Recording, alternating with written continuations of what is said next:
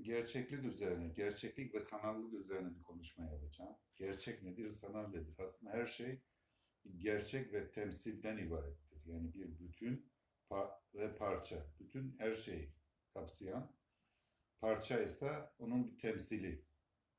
Örneğin bir sayı sistemi düşün. Sayı sisteminde veya da bir yazılım demeyelim de bir hesap makinesi düşün. 12 haneli. Bütün 12 haneye kadar bütün sayıları temsil edebiliyor ama bir tanesini temsil edebiliyor ve değişiyor hesap yaptıkta. Yani o göstergenin bütün olasılığın bir kısmı ne? Sanalı oluyor. Ve bütün parçadan daha fazla bir şey. Diyelim bir araba düşünelim. Araba fonksiyon halinde bir işlev görüyor. Bu şu anda otonom arabalar da çıkıyor kendi kendine mesela. Ama sonuçta o yazılımı da eklenince daha büyük gerçekliğe kavuşuyor. Ama parça tek başına bir anlam ifade etmiyor. Dolayısıyla bütün parçadan daha fazla. Yani bu işte bu külli akıl yani ortak akılla parça akıl arasındaki farkı da gösteriyor. O konuda işte bu yapay zeka, öğrenme, ortak bilinç konusunda bir şey yapacağım. O zaman onu açıklarız. Şimdi gerçeklikle sanallığı iyi anladığımız zaman dünyayı daha net anlayabiliyoruz. Mesela Tanrı her şeyi kapsayan bir bilinç olarak farz edelim. Yani ana yazılımcı olarak.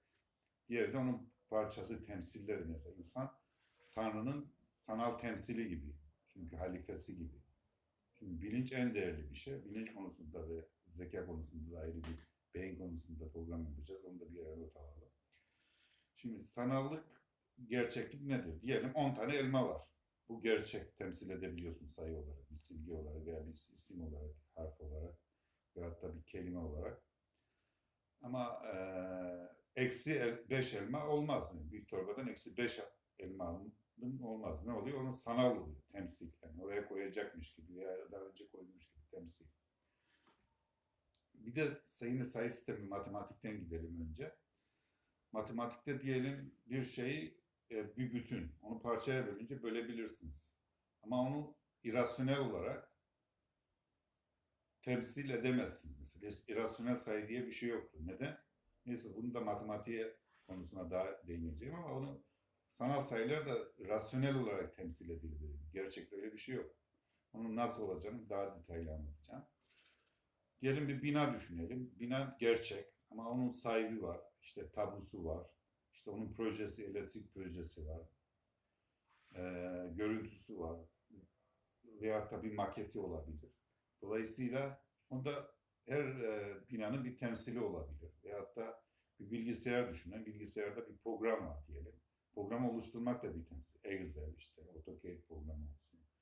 İşte Word veya kelime işlem düşünelim. Hepsi bir alt tabanda bir temsil. Bir Excel tablosunda işte hesaplar var, demir hesapları, metraj hesapları vesaire bir sürü hesaplar var.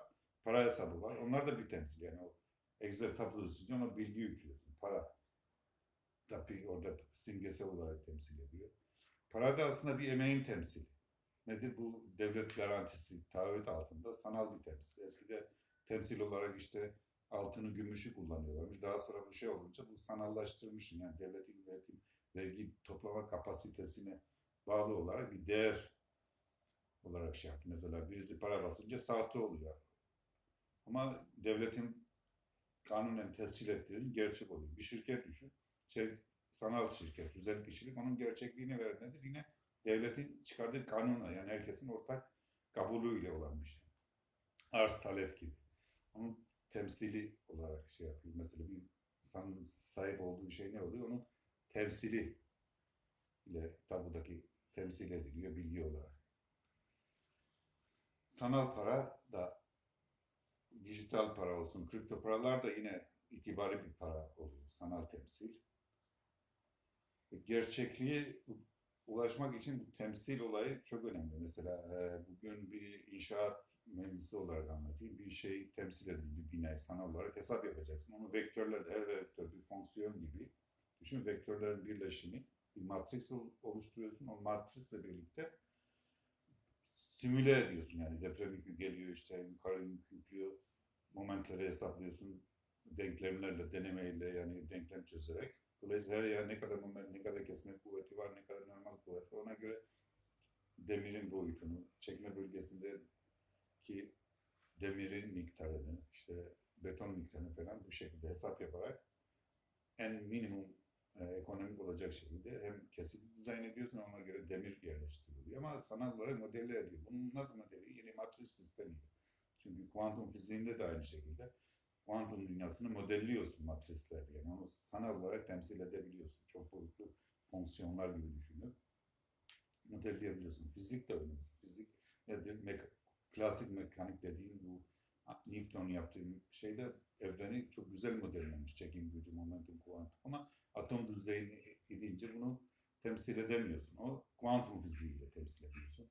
Büyük ölçeklikleri Einstein'ın işte bu madde, çekim, hız kavramıyla temsil edebiliyor. Şimdi üçünü birleştirecek daha gelişmiş bir sistem arayışı var.